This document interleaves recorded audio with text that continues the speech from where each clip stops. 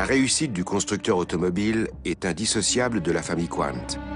Avec une fortune estimée à 20 milliards d'euros, celle-ci est considérée comme la plus riche d'Allemagne. Nous vivons tout à fait normalement, comme beaucoup d'autres familles. Ils sont pourtant plus influents que toute autre famille allemande et font preuve d'une discrétion sans pareille. Il n'existe que peu de reportages sur eux, et leurs déclarations publiques sont tout aussi exceptionnelles. Derrière tout cela, il y a beaucoup de responsabilités et de travail. Les Quandt se tiennent à l'écart de toute agitation médiatique et gardent le silence, y compris sur l'histoire de leur propre famille. Mais que cache cette respectabilité empreinte de modestie? Par le passé, nous nous sommes toujours efforcés de rester en retrait, de ne pas être sous les feux de la rampe. Et ça nous a plutôt réussi.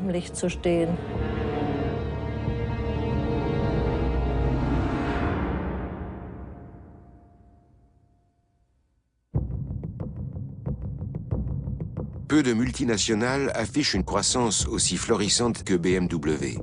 Avec plus de 100 000 employés, le constructeur automobile bavarois réalise un chiffre d'affaires annuel de plus de 49 milliards d'euros. Une seule famille dirige la société, évitant soigneusement toute publicité. Johanna Quandt est à la tête du clan, qui détient le pouvoir effectif de décision dans la société en tant qu'actionnaire principal.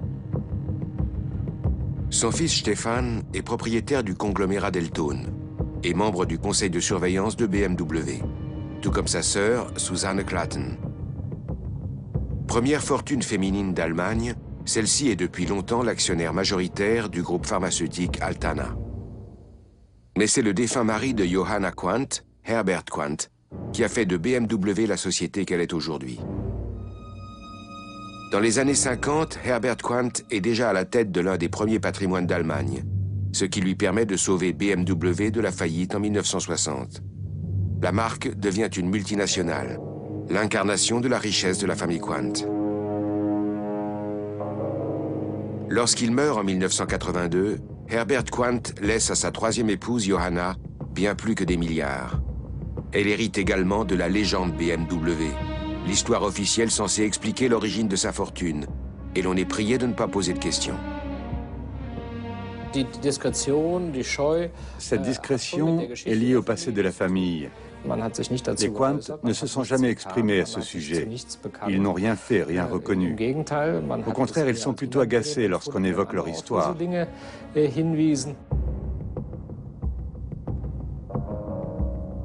À ce jour, les archives de la famille restent difficilement accessibles. Quelques rares éléments seulement ont filtré concernant l'origine du patrimoine des Quandt. Cette famille aimerait bien dissimuler son passé et faire oublier l'origine de sa fortune, de son importance sociale et de son influence. Pour résumer les choses, les Quandt ont bâti leur richesse sur la base du travail forcé à l'époque de la Deuxième Guerre mondiale, dans le cadre des objectifs de guerre de l'Allemagne.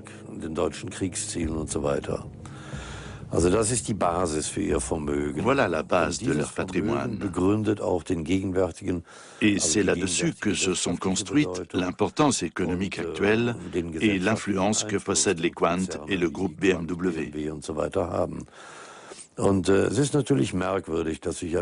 Il est étrange que cette famille se refuse à affronter son passé. Face à nos caméras, la famille se retranche également dans le silence. Depuis le début de notre enquête en 2002, toutes nos demandes d'interview ont été refusées.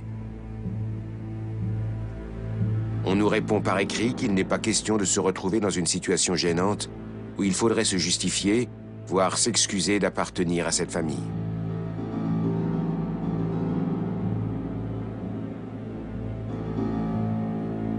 Nous nous rendons à Bad Homburg, près de Francfort, où se trouvent les bureaux des Quandt, et tentons de prendre contact.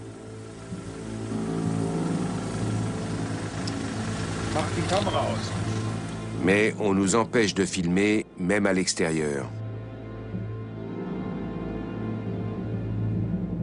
Francfort, remise du prix des médias Herbert Quandt, créé par Johanna Quandt. Ici aussi, nous cherchons des réponses, mais tous les représentants des médias ne sont pas les bienvenus. Je regrette, c'est une manifestation privée, il faut une invitation. Vous ne voulez pas nous laisser filmer? Je crois que nous allons mettre fin à cette conversation. Comme vous voulez. Pourquoi la famille Quandt ne parvient-elle pas à accepter ce passé et à prendre ses responsabilités comme les autres? On ne peut rien changer aux événements d'hier, mais on peut aborder les choses différemment aujourd'hui. Pendant la Deuxième Guerre mondiale, des milliers de travailleurs forcés sont affectés dans les usines des Quandt. Herbert et son père Günther Quandt dirigent à l'époque les entreprises de la famille. Ils vont utiliser la main-d'œuvre des déportés en provenance de toute l'Europe, des armes aux batteries pour sous-marins. Les usines des Quandt alimenteront ainsi la machine de guerre allemande. Au cœur de leur empire industriel, l'usine d'accumulateurs AFA. L'actionnaire majoritaire et directeur de la société n'est autre que Günther Quandt. Il est également à la tête de la Deutsche Waffen- und Munitionsfabrik, l'usine allemande d'armes et de munitions, du fabricant de piles Pertrix, de la société pétrolière Wintershall ou encore de Moser et de Busch-Jaeger, des fournisseurs militaires. Mais après la guerre, Quandt affirmera qu'il ne savait rien du recours au travail forcé dans ses entreprises. Pourtant, un chef d'entreprise doit savoir ce qui se passe dans sa société. On ne me fera pas croire qu'il n'inspectait que les lots de piles terminées de temps à autre et qu'il ne s'est jamais intéressé au reste de la chaîne de production. C'est tout bonnement impossible.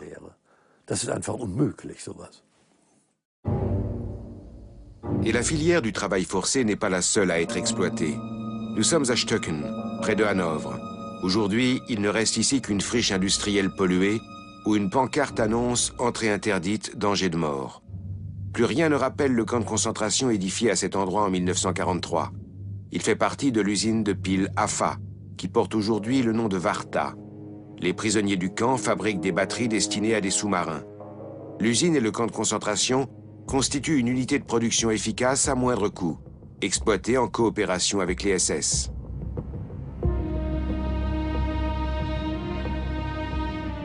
Ce camp de concentration était surveillé par les SS, mais son équipement, ses bâtiments et ses activités étaient gérés par l'AFA.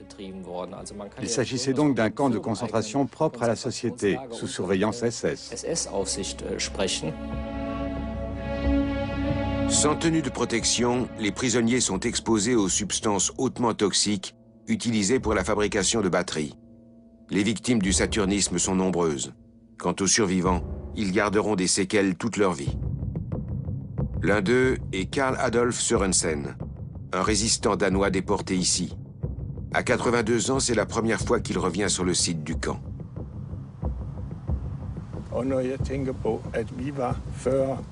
Je suis arrivé ici avec 40 camarades. Dès les 3 premiers mois, 6 d'entre nous sont morts.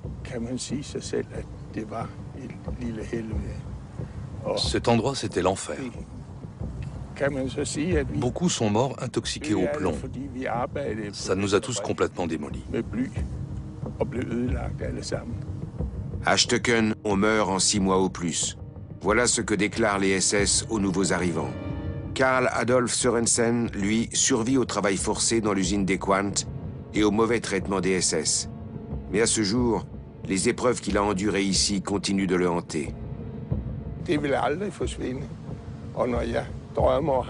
J'y pense en permanence. Dans mes rêves, je suis toujours au camp. Et il en sera ainsi jusqu'au jour de ma mort. Aujourd'hui, l'endroit est envahi par la végétation.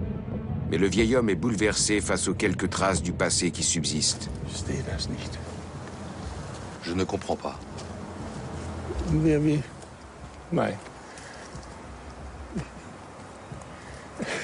Non. C'est trop dur.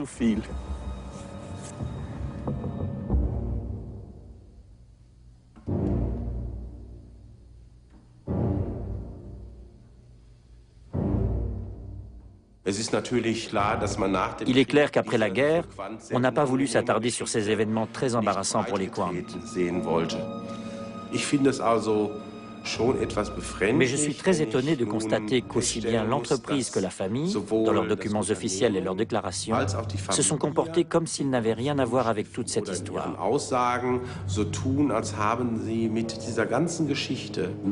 Je n'ai jamais vu un seul représentant de la famille Quandt déclarer devant une caméra « J'assume le fait que des déportés ont été forcés de travailler dans nos usines dans des conditions inhumaines et que beaucoup en sont morts. » Herbert Quandt est fier de voir son fils aîné Sven reprendre la direction de l'AFA qu'il a dirigée et développée avec son père. Sven Quandt est le seul membre de la dynastie qui accepte de nous parler, après de longues hésitations. Mais pour lui aussi, l'histoire de sa famille sous le Troisième Reich est tabou. Nous avons un grand problème en Allemagne, nous ne savons pas oublier. Dans la famille, nous avons discuté à maintes reprises de la question, et nous trouvons cela dommage, car ça n'aide pas notre pays à aller de l'avant. On revient constamment sur cette époque, on la ressasse, y compris à l'étranger. Il faut maintenant essayer d'oublier. Des événements comparables ont eu lieu dans d'autres pays, dans le monde entier. Mais plus personne n'en parle, et ils n'ont pas cette connotation négative. Chez nous, il reste très négatif. Sven Quandt est passionné de sport automobile. Son écurie participe à des rallyes internationaux.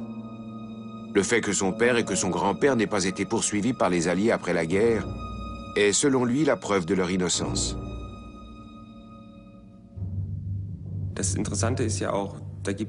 Autre fait intéressant, il y a ces listes que les Américains ont dressées. Notre famille y figure, mais tout en bas. Et même pas sur la liste des suspects passibles de poursuite. Pendant toutes ces années, il n'y a pas eu un seul procès contre les entreprises où nous avons des intérêts. Jamais nous n'avons reçu la moindre demande de réparation, ni quoi que ce soit de ce genre. Ça montre bien que ces allégations ne reposent sur rien.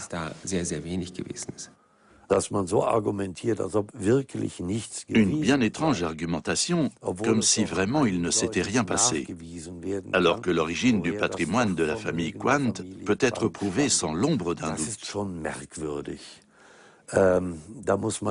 Quand on est confronté à des reproches pareils, il faut avoir une vision très déformée de la réalité pour s'exprimer de façon aussi péremptoire, sans même peser ses mots.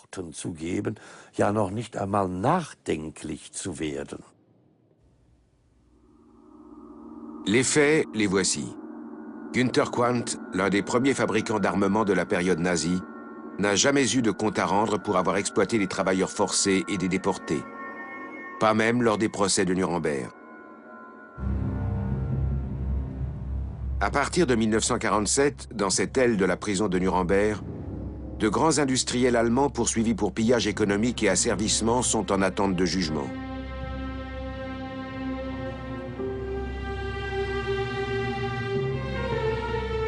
Parmi eux, Alfred Krupp, qui sera condamné à 12 ans de prison et se verra confisquer ses biens. Friedrich Flick écope de 7 années d'emprisonnement.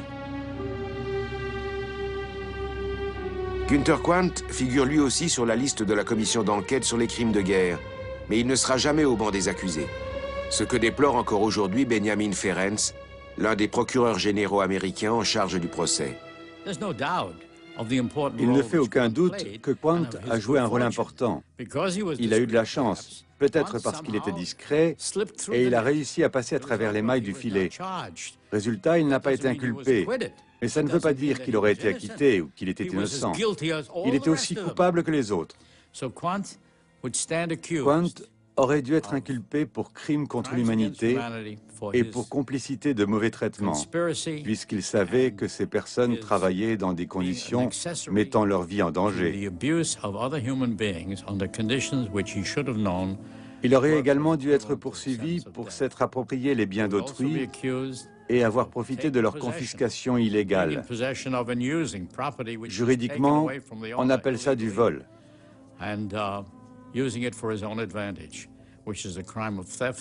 Pour tout cela, il aurait dû être poursuivi devant un tribunal. Pourtant, il a échappé à la justice, comme beaucoup de criminels, malheureusement.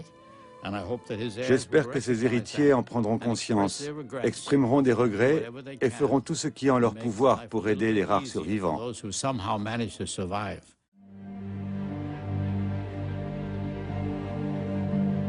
Comment Günther Quandt a-t-il pu se soustraire à la justice des Alliés? Les raisons en sont longtemps restées obscures, tout comme le rôle exact de l'industriel dans le Troisième Reich.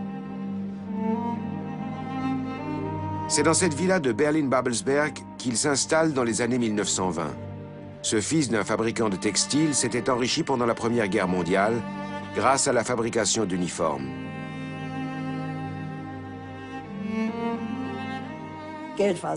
L'argent était toute sa vie. Et je crois qu'il pensait constamment à ses transactions commerciales et financières. C'était un génie, il avait le sens de l'économie. Il a d'ailleurs accompli beaucoup de choses dans sa vie, et plusieurs générations successives en ont profité. Il faut le reconnaître.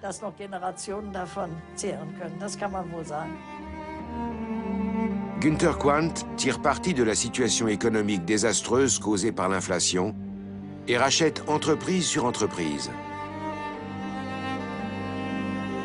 Après la mort de sa première épouse, il rencontre Magda Ritschl, de 20 ans sa cadette. Il appartient déjà alors à l'élite des entrepreneurs. Il épouse la jeune beauté blonde et fonde un nouveau foyer. Il a déjà un fils, Herbert, issu de son premier mariage. Bientôt, un second fils, Harald, verra le jour. Mais Magda Quandt se sent mal à l'aise aux côtés de cet industriel débordé et se plaint de vivre dans une prison dorée. Elle finit par demander le divorce.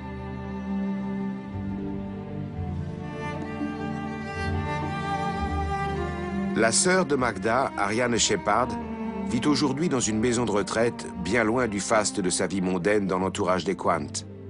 Malade, elle ne parle que difficilement, mais à plus de 80 ans, sa mémoire est intacte. Selon elle, le mariage de sa sœur avec Günther Quandt était voué à l'échec.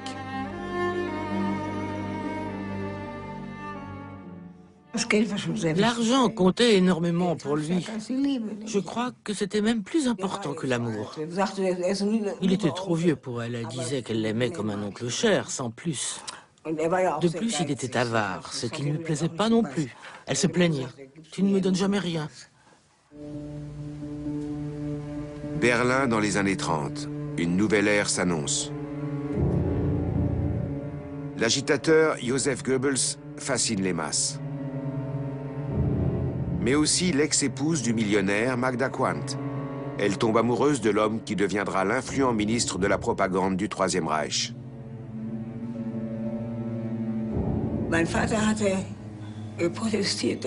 Mon père a protesté. Il ne voulait pas qu'elle épouse M. Goebbels et a tenté de l'en dissuader. Mais elle semblait être sur une autre planète. Le mariage a lieu en décembre 1931 dans la résidence d'été de Günther Quandt, le domaine Severin.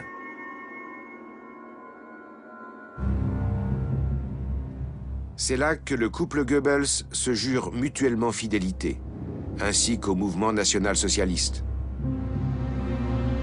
Adolf Hitler est leur témoin et passe même une nuit à la résidence, dans la chambre à coucher de Günther Quandt. L'industriel comprend rapidement les opportunités que peuvent lui offrir les nazis, notamment grâce au lien de son ex-épouse avec Joseph Goebbels. Le mariage religieux est mis en scène comme une fête de famille nationale-socialiste. Aux côtés du couple, le jeune Harald Quandt, âgé de 10 ans.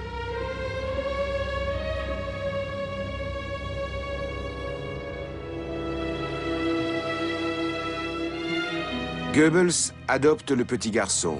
Sa blondeur et son physique arien en font l'enfant exemplaire de l'élite nazie. Il grandit avec les nombreux enfants du couple.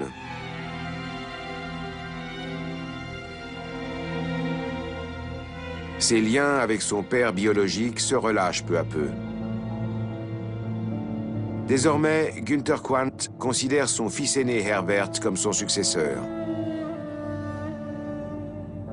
Son fils Herbert, qui était déjà à ses côtés sous le Troisième Reich, jugeait que dans son parcours d'industriel, il en avait appris davantage à cette époque que pendant tout le reste de sa vie. Günther Quandt fait entrer son fils à la direction du groupe. La production de batteries de l'AFA devient l'activité principale de la famille. Leur début dans le Troisième Reich ne se passe pourtant pas sans accroc.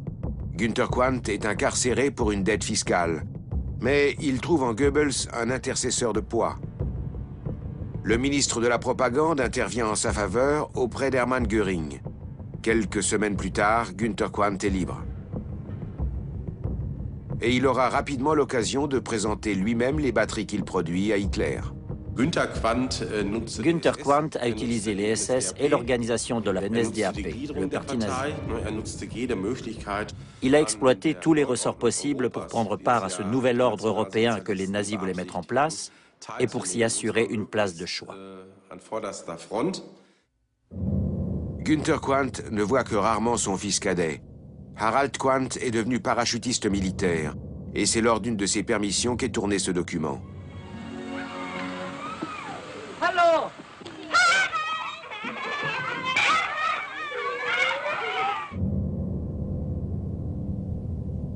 Harald Quandt en visite chez la famille Goebbels. Il entretient des liens bien plus étroits avec sa mère et les enfants de celle-ci qu'avec son père Günther. En 1944, il participe à la bataille de Monte Cassino. Le jeune lieutenant est fait prisonnier par les Britanniques. Il ne se doute pas de la tragédie qui s'est jouée dans la famille Goebbels. Sa mère et son beau-père se sont suicidés dans le bunker du Führer après avoir tué leurs 6 enfants. Ce n'était pas seulement la mort d'une famille. C'est un crime qu'elle a commis là. Magda et Goebbels aussi. Harald Quandt est le seul survivant de la famille Goebbels. Il ne se remettra jamais de l'accès de fanatisme meurtrier de sa mère. Harald avait reçu une lettre de sa mère. Mon fils chéri, il est temps de se dire adieu.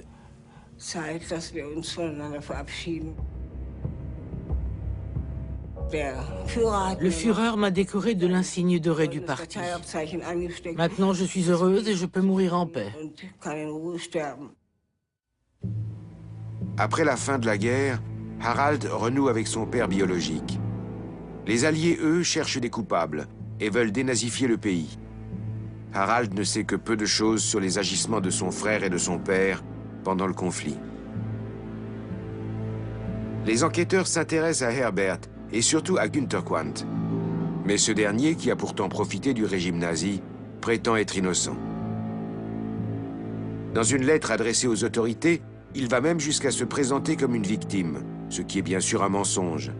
Mais il obtient son certificat d'innocence, indiquant qu'il n'est pas impliqué dans les crimes des nazis. Günther Quandt a été classé comme sympathisant. L'un des premiers fabricants d'armes du Troisième Reich n'aurait été qu'un sympathisant? C'était absurde. On n'a retenu aucune charge contre lui, ce qui est tout simplement aberrant. Ainsi blanchis, les Quandt ne seront jamais inquiétés pour leur lien avec le régime nazi. Günther Quandt meurt en 1954, mais la véritable origine d'une partie de sa fortune reste entourée de mystères. Et ce n'est pas seulement en raison du mutisme obstiné de la famille. Il existe de nombreuses preuves attestant du rôle de Quandt dans le régime instauré par les nazis, mais elles sont dispersées de par le monde. D'autres semblent avoir disparu. Pourtant, nous découvrons des pistes dans de nombreuses archives.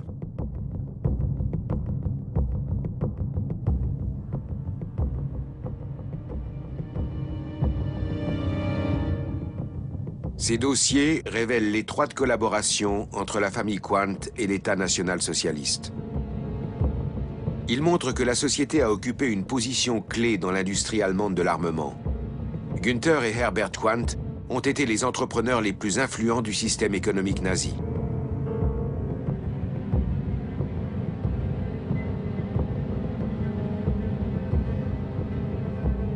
C'est depuis son bureau de Berlin que Günther Quandt dirige son empire industriel.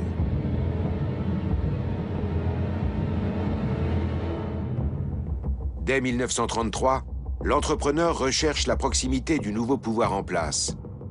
D'abord en versant une contribution généreuse, puis en adhérant au parti nazi. L'usine d'armes et munitions devient l'un des moteurs du réarmement initié par Hitler. Et l'État national-socialiste sait se montrer reconnaissant. En 1937, Quandt est nommé Wehrwirtschaftsführer, comme Krupp et Flick. Un titre qui fait de lui l'un des principaux fournisseurs d'armement du parti et de l'armée. Désormais, il peut vendre sa production au plus haut niveau de l'État. La Deutsche Waffen- und Munitionsfabrik, qui compte sa propre section du parti nazi et dont le service de surveillance est assuré par la NSDAP, emploie des milliers de travailleurs forcés. Les conditions étaient particulièrement dures à la Deutsche Waffen- und Munitionsfabrik. Elle avait la réputation, dans toute la communauté juive, d'être un lieu de travail forcé particulièrement horrible. On nous faisait emboutir des cartouches dans des pièces envahies de gaz. Et juste à côté des presses d'emboutissage, on décapait ces mêmes munitions à la vapeur d'acide sulfurique. Nous étions les seuls à être identifiés comme juifs bien avant que l'étoile jaune ne soit obligatoire. Aucune autre société n'a agi ainsi, pas même la compagnie des chemins de fer ou le groupe Siemens. L'usine AFA de Hagen, aujourd'hui rebaptisée Varta, est le centre de la production de batteries du groupe. Ici, des ingénieurs développent des produits toujours plus performants. Lorsque la guerre éclate, le bureau de Günther Quandt voit défiler tout l'état-major allemand. L'industriel tient à prouver l'efficacité de son entreprise. Les spécialistes de l'AFA suivent l'avancée des troupes allemandes et règlent les problèmes techniques jusque derrière les lignes de front. Et sans les batteries de Quandt, rien ne peut fonctionner dans l'armée. Résultat, le chiffre d'affaires de l'AFA connaît une croissance spectaculaire. Il ne faut pas oublier que l'AFA était l'une des sociétés d'armement les plus importantes en Allemagne à cette époque. Elle pesait autant que des entreprises comme celle de Friedrich Krupp, les usines Mannesmann de tubes en acier, l'aciériste Thyssen ou encore d'autres grands groupes. Chacune des armes utilisées contre les Alliés, qu'il s'agisse d'une torpille, d'un missile ou d'un avion, chacune de ces armes était équipée d'une batterie de l'usine de Hagen. C'était le symbole de la machine de guerre allemande. Le centre de recherche militaire de Peenemünde avait établi des liens avec l'AFA dès la fin des années 1930 et ensemble, leurs ingénieurs avaient mis au point une batterie embarquée. On aurait dit 2 boîtes en ferraille, mais sans elles, les missiles V2 allemands n'auraient jamais fonctionné.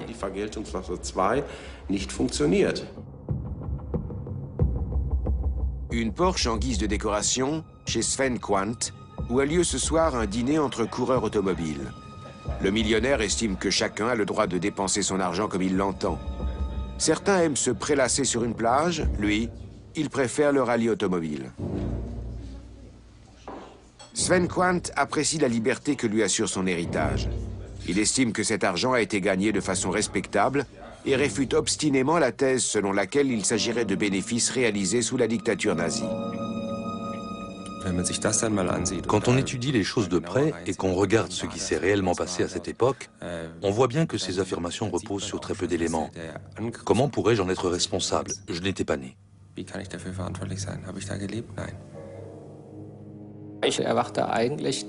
Quand on hérite d'une entreprise et de ses actions, il faut assumer la totalité de l'héritage. On ne peut pas se contenter d'accepter la fortune sans reconnaître la culpabilité et les obligations qui y sont associées.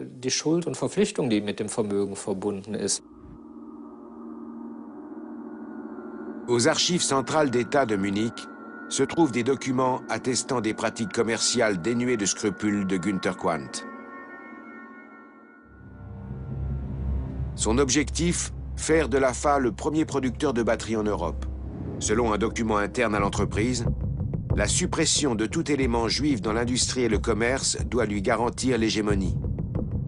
Quandt va participer à l'arianisation des entreprises de batteries situées dans les territoires occupés et en tirer profit.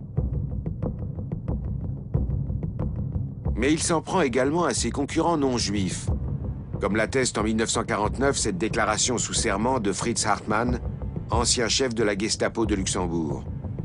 Pour ses intérêts commerciaux, Günther Quandt n'hésite pas à utiliser les services de la Gestapo, par exemple dans l'affaire Laval. Refusant de céder à Quandt les parts de sa société de fabrication de batteries, Léon Laval, entrepreneur luxembourgeois, est arrêté. Son petit-fils s'exprime aujourd'hui au nom de la famille. Alors, à l'époque, c'était la famille Quandt qui étaient les actionnaires principaux de Varta et qui ont joué un rôle, dit-on, prédominant dans cette opération de, je dirais, d'influence pour obtenir la cession des titres. L'usine de batterie Tudor à Florival en Belgique. Après l'invasion allemande, Günther Quandt veut non seulement en faire une unité de production de l'AFA, mais aussi en devenir l'actionnaire majoritaire à la place de Léon Laval. Ce dernier refuse de perdre l'entreprise dirigée par sa famille depuis 2 générations. Et il le payera cher. Cette usine a été dirigée par l'envahisseur et directement, comme elle faisait partie des usines Tudor, du groupe Tudor, la famille Quandt a voulu acquérir cette usine pour l'intégrer dans son empire et voyant qu'il y avait une résistance et que Léon Laval ne cédait pas à leurs injonctions, donc ils l'ont fait arrêter. Léon Laval est transféré au QG de la Gestapo de Luxembourg, dirigé par Fritz Hartmann, qui l'interroge personnellement. Hartmann exige de lui qu'il revende ses parts à l'AFA. Malgré plusieurs interrogatoires très durs, Laval ne cède pas. Dans un courrier confidentiel, on annonce à Günther Quandt que l'entrepreneur luxembourgeois va être interné à vie dans un camp de concentration. Et ses actions mises en sécurité.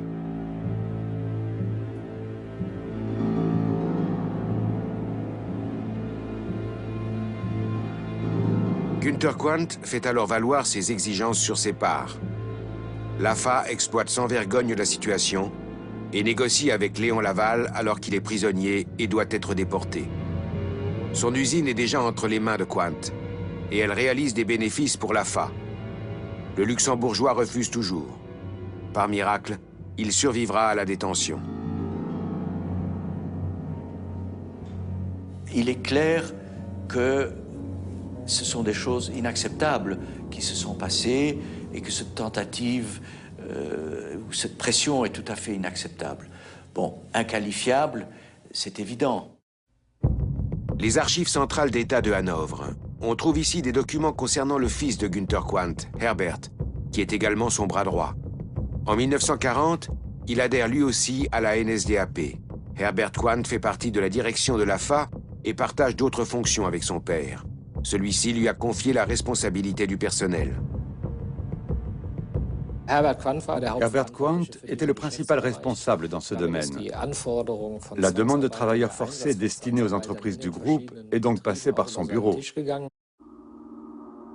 L'emploi de détenus de camps de concentration par l'AFA et ses succursales est également décidé en accord avec la division du personnel, tout comme à l'usine Pertrix à Berlin. Là, Herbert Quandt n'est pas seulement responsable du personnel, il est aussi directeur des opérations. Les bâtiments existent toujours.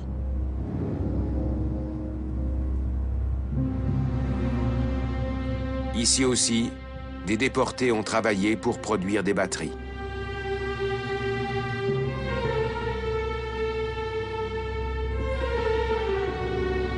Il s'agit de femmes détenues au camp de Ravensbrück. Parmi elles, beaucoup meurent à cause des substances toxiques auxquelles elles sont exposées à l'usine Pertrix. Il y avait du plomb, du minium, du cadmium et d'autres produits toxiques. Exposer ces personnes à des substances mettant leur vie en danger, sans leur fournir des tenues protectrices, est un crime contre l'humanité. Les baraquements de Pertrix, à 2 km de l'usine, au beau milieu du quartier résidentiel de Schöneweide à Berlin. C'est ici qu'étaient logées les prisonnières, des femmes déportées depuis toute l'Europe et réduites à l'esclavage pour la FA. L'entreprise ne s'est pas limitée à traiter avec le ministère de l'Armement. Elle a envoyé ses propres employés en France, en Tchécoslovaquie et dans d'autres pays de l'Est pour y chercher la main-d'œuvre adéquate. Certaines remarques que l'on trouve dans les archives des services du personnel font penser à un registre d'inspection des viandes. Dents, musculature, comment étaient faites ces jeunes femmes, pouvaient-elles porter des charges lourdes? En tant qu'historien, on se doit d'être objectif, mais en lisant ces documents, j'ai eu l'impression de me trouver face aux vestiges d'un marché aux esclaves. C'est avec fierté que nous nous tournons vers le plus grand Allemand de tous les temps, notre Führer bien-aimé, déclare Günther Quandt en décembre 1940. La guerre de conquête menée par l'Allemagne lui garantit une production en constante hausse. Il bénéficie de plus d'une main-d'œuvre bon marché, alors que la plupart des travailleurs civils allemands sont au front. Quand vous mobilisez tout un pays pour faire la guerre et qu'il faut aussi fabriquer des batteries, qui va faire le travail? Il fallait bien du monde. Ils ont réquisitionné des juifs, mais aussi des prisonniers de guerre. Comment voulez-vous faire fonctionner une entreprise? Impossible de faire autrement. Ils ont dit « on ne pouvait pas faire autrement ». Mensonge. Leurs conditions de travail étaient tout à fait normales. Mensonge. On ne pouvait rien y faire. Encore un mensonge. Ils traitaient ces personnes comme des déchets. À la fin, ils disaient qu'ils étaient usés, verbraucht. On constate chez Günther Quandt une absence de scrupules étroitement liée au fascisme allemand. C'est ainsi qu'il s'est accommodé des morts qu'il a provoquées et qu'il a pu faire construire un camp de concentration à 2 pas de son usine. Après tout, cela contribuait à augmenter son patrimoine et à développer son entreprise. Ce document est un contrat passé entre l'AFA et les SS. Il prévoit la construction d'un camp de concentration sur les terrains de l'AFA à Stöcken, près de Hanovre.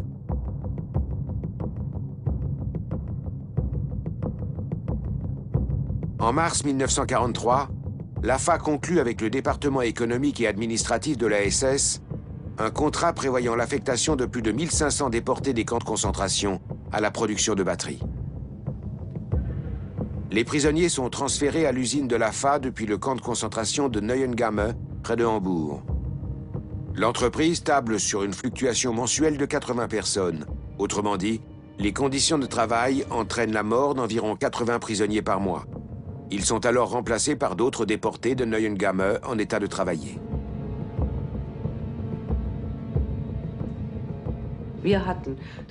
C'était un Auschwitz miniature. Une extermination systématique par le travail. Sur la base d'un accord entre les SS et l'usine Warta, détenue par la famille Quandt.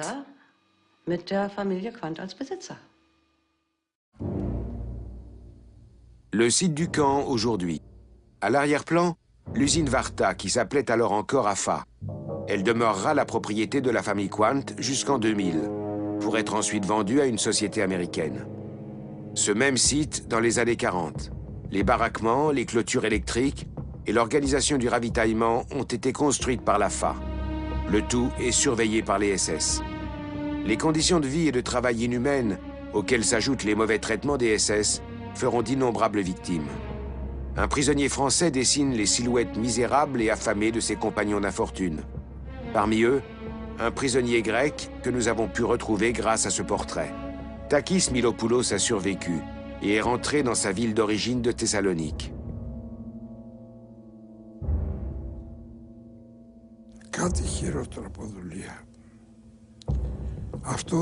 C'était bien pire que du travail d'esclave. Nous n'étions pas juste des esclaves. Par exemple, on nous fouettait, on nous faisait avancer au fouet. Comme dans l'Antiquité, à l'époque où l'on frappait les esclaves pour qu'ils fassent tourner les roues des moulins ou qu'ils rament à bord des galères.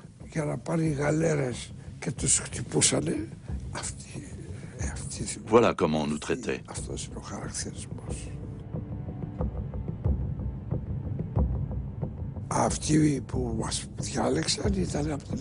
Ce sont des gens de l'AFA qui sont venus nous chercher. Ils nous ont amenés directement à l'usine. Je ne dis pas que le directeur de l'entreprise était présent, mais ses employés, oui. Ils nous ont comptés à plusieurs reprises, nous ont fait monter dans un train et nous ont emmenés immédiatement. Les employés de l'AFA ont tout vu. Ils voyaient quand les capots nous donnaient des coups. Ils savaient qu'on nous privait d'eau et qu'on était obligé de boire dans les toilettes.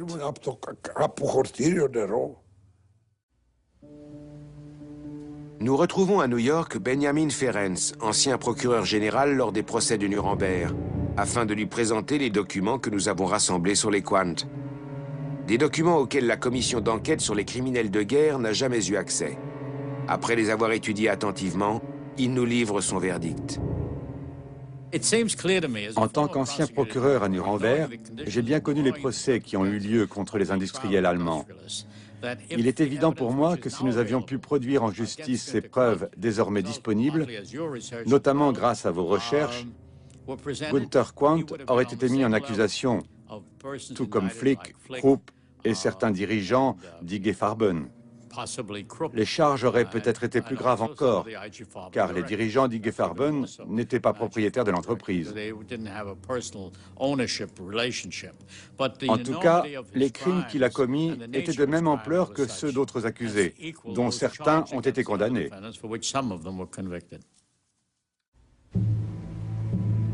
1945, la Wehrmacht bat en retraite et les Allemands se rendent aux Alliés. Il faut revenir sur l'immédiate après-guerre pour comprendre comment Günther et Herbert Quandt ont pu se soustraire au tribunal de Nuremberg et pourquoi certaines pièces à conviction ne sont jamais parvenues jusqu'au procureur. Pressentant que les Alliés lui demanderaient des comptes, Günther Quandt se réfugie pour quelque temps en Bavière, à Leutstetten, près du lac de Starnberg. Herbert Quandt et certains dirigeants de l'AFA se retrouvent à Hanovre. Ils espèrent que leurs usines pourront reprendre leurs activités rapidement. Hanovre se trouve dans la zone d'occupation britannique, où les Alliés traquent les responsables du régime nazi et leurs complices.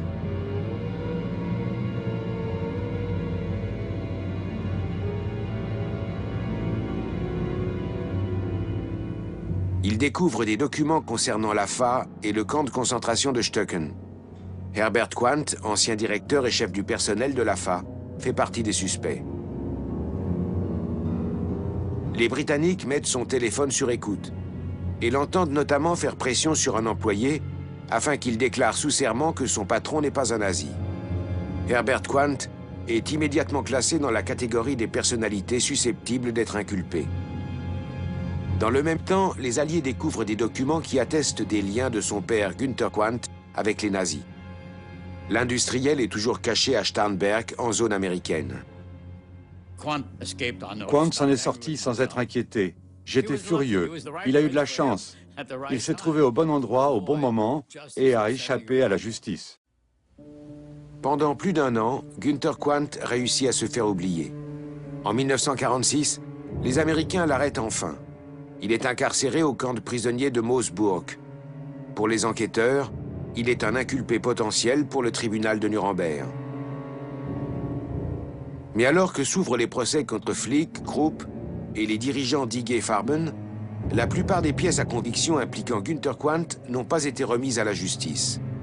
Aujourd'hui, Benjamin Ferencz sait enfin où il aurait pu trouver ses preuves. Les Britanniques détenaient des documents qui prouvaient que les entreprises contrôlées par la famille Quandt avaient eu recours à de la main-d'œuvre issue des camps de concentration. Ils étaient tenus de transmettre ces informations au procureur de Nuremberg en vue des procès à venir contre les industriels dont ils avaient parfaitement connaissance. Mais ils ne l'ont pas fait.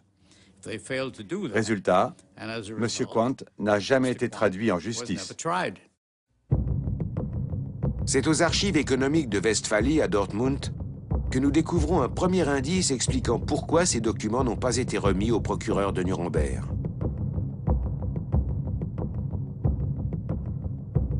Après la fin de la guerre, l'AFA dispose d'énormes quantités de matières premières et d'un parc de machines en parfait état de marche.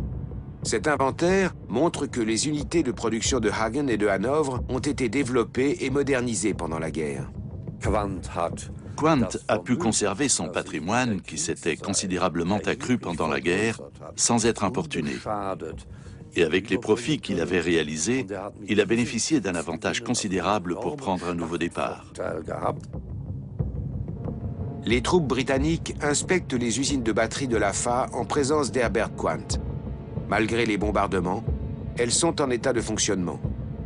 Les Britanniques auraient pu démonter les machines et en prendre possession au titre d'indemnité de guerre. Mais ils ne l'ont pas fait. C'est très étrange. Juste après la capitulation allemande, cette usine a été réquisitionnée par les Alliés pour fournir leurs propres unités, leur propre armée, en armement, en batterie de démarrage et en batterie de sous-marins.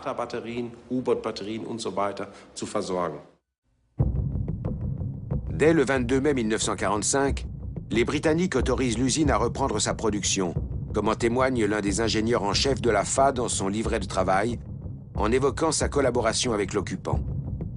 Et malgré quelques objections initiales des Britanniques, l'ancien chef du personnel, Herbert Quandt, reprend la direction de l'entreprise sans être inquiété, alors même que son nom figure sur les listes d'inculpés potentiels.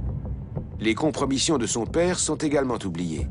Dès 1946, l'AFA enregistre un chiffre d'affaires de plus d'1 million de Reichsmark.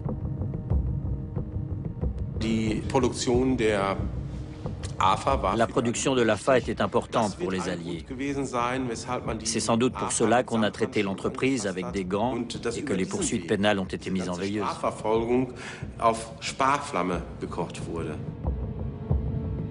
Toujours interné, Günther Quandt voit soudain la chance lui sourire en 1948. Faute de preuves suffisantes, les Américains ne peuvent pas l'inculper. Voilà pourquoi, dans une lettre aux autorités, il n'hésite pas à se présenter comme victime de persécution de la part du gouvernement national-socialiste. Il répétait à tout le monde qu'il ne savait rien et qu'il ne s'estimait responsable ni juridiquement ni moralement. Les gens comme lui ne ressentaient ni honte ni culpabilité, ils se pensaient intouchables. Les Américains abandonnent le dossier Quandt.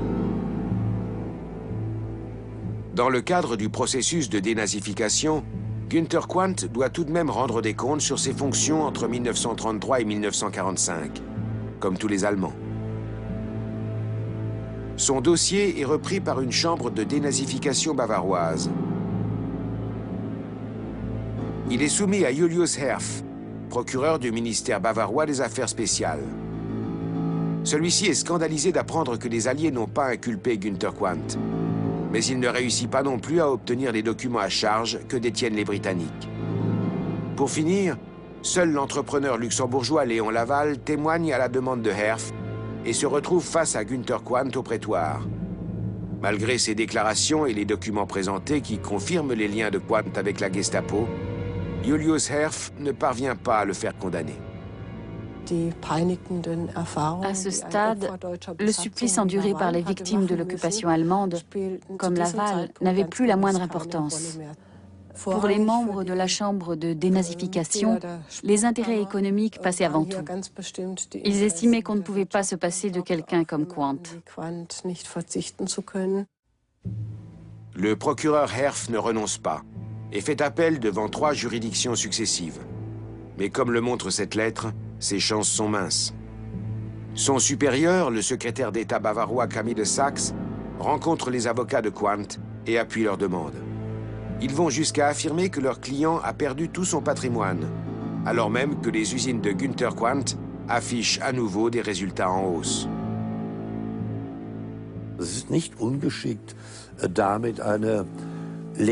C'était assez habile de créer cette légende.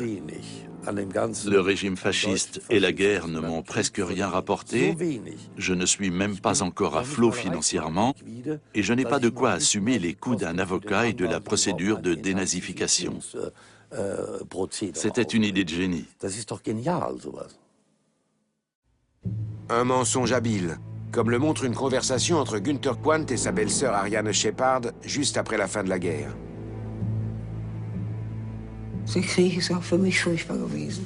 Il m'a dit, pour moi aussi, la guerre a été terrible. J'ai perdu beaucoup d'argent. Il ne me reste que 78 millions de dollars. Il m'a déclaré ça sans sourciller. J'étais interloqué, je ne savais pas quoi dire. En mai 1950, Camille Sachs finit par démettre de ses fonctions l'inflexible procureur Julius Herf. Raison invoquée, sa prétendue homosexualité. L'hebdomadaire Der Spiegel relate les faits. Herf, aujourd'hui décédé, fera plus tard le bilan de l'affaire. Es gab unzählige Fälle, in denen die Herren größerer Vermögen mit irgendwelchen Mächtigen sich verständigt hatten und ihr Geld behielten.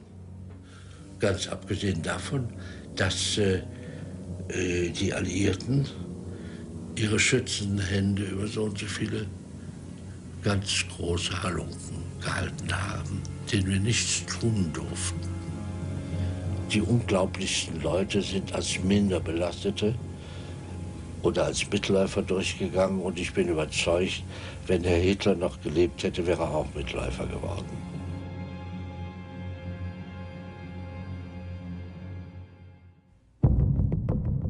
Contrairement à la majorité des Allemands, les Quandt ne souffrent guère des conséquences de la guerre. Ils réussissent à sauver la fortune amassée pendant la dictature, sans jamais avoir à justifier son origine.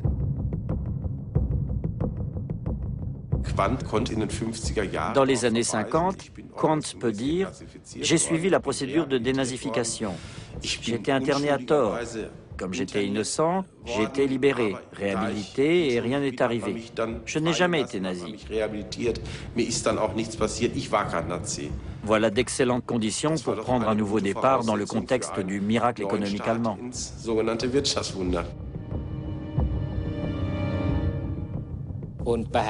Herbert Quandt occupait lui aussi un poste à responsabilité. Il était membre du directoire d'une entreprise qui exploitait des travailleurs forcés pendant le Troisième Reich et qui avait un camp de concentration sur le site même de l'usine de Hanovre. C'était donc très difficile à justifier après la guerre, car il avait été personnellement impliqué. Aujourd'hui, BMW est la seule entreprise associée à l'origine de la fortune des Quandt. Ces derniers ne s'expriment pas sur le rôle de leur famille sous le Troisième Reich, n'évoquent jamais leur héritage de culpabilité et de responsabilité, et préfèrent entretenir le mythe BMW. Mettons que j'analyse mon patrimoine en tant que chef d'entreprise.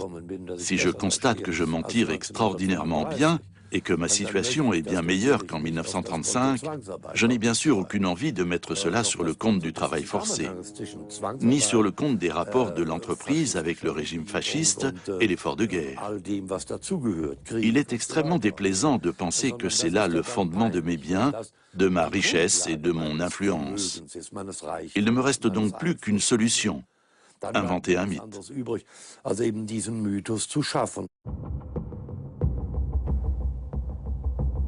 Et le mythe est toujours intact lorsqu'en 1998, certains anciens travailleurs forcés de l'usine BMW attaquent l'entreprise en justice. Par la suite, BMW rejoint le fonds d'indemnisation des travailleurs forcés, bientôt imité par d'autres entreprises de la famille Quandt, telles que Varta. Toutefois, les Quandt refusent d'y voir l'aveu de leur culpabilité. Après tout, ils n'avaient aucun lien avec BMW pendant la guerre. Nous aurions pu dire que, mis à part le nom, nous n'avions rien en commun avec l'entreprise d'origine. Nous attendions donc sereinement les éventuelles poursuites.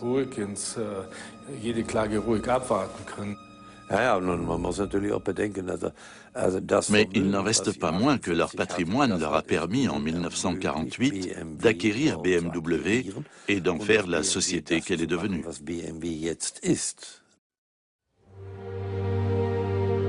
Bien que les Quandt aient largement tiré profit du travail forcé, ils continuent à garder le silence sur ce sujet. Quant aux travailleurs forcés qui ont trimé au camp de Stöcken, ils attendent toujours des excuses pour les souffrances endurées.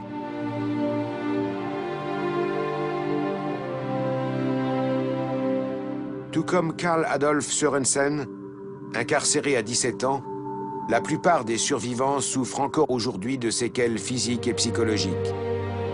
Et c'est en vain qu'en 1972, ils sollicitent la société Varta en vue d'obtenir un petit soutien financier. Ils ont été froids et arrogants. Ils n'ont même pas voulu reconnaître que nous avions travaillé pour leur entreprise. Nous avons été humiliés. Nous nous sommes déplacés et nous avons sollicité leur aide poliment. Nous n'avons pas demandé l'aumône. Nous voulions un soutien parce que Varta était responsable de nos problèmes de santé.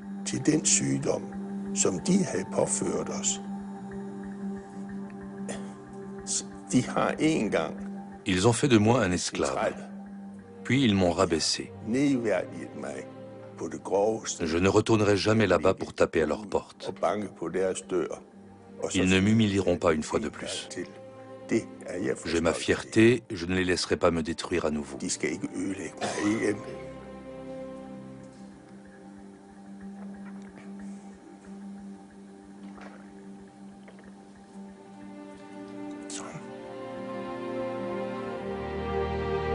C'est au bord d'une voie rapide que se dresse l'unique monument commémoratif dédié aux victimes du camp de concentration de Laffa.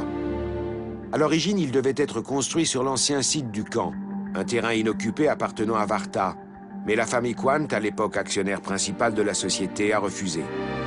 Le monument a donc été financé par l'argent du contribuable, sans la moindre participation des Quandt.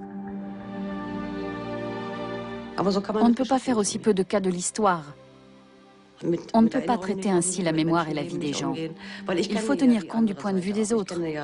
Je connais bon nombre de personnes internées dans ce camp qui y ont passé une partie de leur vie. Nul ne peut balayer cela d'un revers de la main, sauf la famille Quandt, apparemment. Lors de la construction du monument, Sven Quandt faisait partie du conseil de surveillance de Varta. Depuis, il a revendu la majorité de ses actions. Ce qui l'intéresse aujourd'hui, c'est de participer chaque année au Paris-Dakar. À ce jour, il profite toujours de l'héritage de son grand-père Günther et de son père Herbert Quandt, qui restent pour lui des modèles. Un examen critique de ces deux personnages lui semble inutile. Chaque famille a sa part d'ombre, mais en l'occurrence, il n'y a rien, pas de linge sale à laver. Ça ne sert à rien.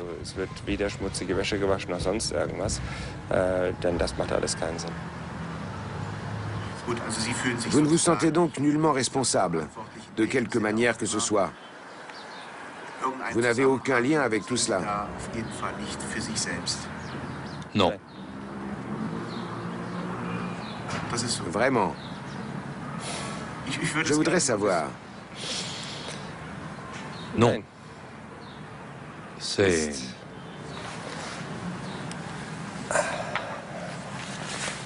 Vous connaissez la réponse.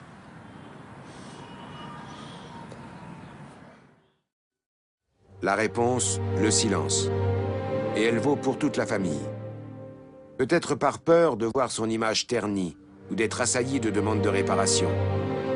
Mais aujourd'hui, les rares survivants veulent simplement ne pas être victimes une seconde fois en raison du silence des Quandt. Il n'est pas question d'argent. Il s'agit simplement de reconnaître ce qui s'est passé. Pendant toutes ces années, je n'ai pas eu l'impression que l'entreprise ou la famille Quandt se soit donné beaucoup de mal. Ils n'ont rien appris, c'est bien regrettable. Ce ne sont pas simplement des pages que l'on a tournées dans un livre d'histoire. Ce sont des vies que l'on a ignorées.